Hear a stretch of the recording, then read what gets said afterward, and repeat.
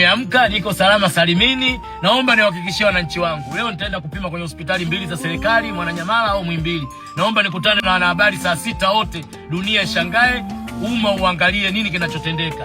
Sasa basi, na kingine nikwambieni, unajua ya maradhi mnayataja hivi, maradhi ni makubwa afu yana gharama. Si umeelewa? Unajua mpaka uyapate ya maradhi ujue tayari ushanunua kiwanja Masaki au Mbezi Beach. Nashangaa nyinyi mnapotaja tunajua unapatikana kwa buku, unapatikana kwa milioni 10. Oya, na kwa shapiga hela nyingi zishapoteza ujue babu. Si mimi, mtu yeyote alokuwa na maradhi haya kapoteza hela nyingi. Naomba mumuombee.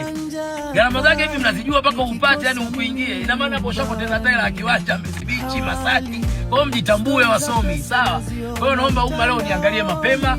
Na yule kichogo mwenzenu, kichogo chake kirefu kaka kengele ya Sabato, kauvaa mtumbu ya kibwengo, haki ya Mungu, baipola yake mtaiweka kokotebo zoyoka. Suni tu, nataka dunia wote mwe kwenye mitandao ya kijamii, kwenye ma-TV. Hilo tu, babu yenu yuko vizuri. Maadui wangu, mashabiki wangu, wapendwa wangu, naomba wote suni tu mkae kwenye mitandao ya kijamii, kwenye ma-TV. Napima live babu. Sawa?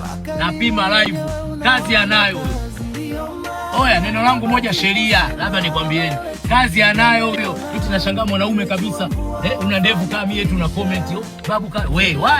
Mimi nikajua kumbe bado wanaume tuko wengi kwenye mkoa wa Dar es Salaam. Kumbe tuko wachache. Wengi mna matatizo. Na naona mimi nina mdomo, siachi mdomo, mimi niko live. Na ndio hata nikitokea na majanga kama haya kusingiziwa, nafurahia, sijakonda. Mtu mwingine angekonda, angekuwa na stress, kisaikolojia, angeharibikiwa vitu vingi. Lakini babu mnaniona niko wapi? Kwa sababu najua dunia ilivyo, najua viumbe mlivyo, waja mlivyo. Na si leo tu, siku nyingi mko mnatafuta babu kumchafua, kumpiga picha za utupu, babu kufanya hivi, lakini kudra za Mwenyezi Mungu nilikosimamia ndo hapo.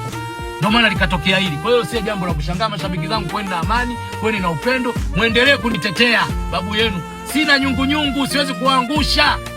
Mashabiki wangu wa Ulaya, mlokuwa Tanzania, dada zangu mlokuwa Ulaya, ndugu zangu mashababi kama mimi mlokuwa Ulaya mnonitetea, endeleeni kunipambania, siwezi kuangusha. Siwezi kuchana mkeka babu, sina nyungu.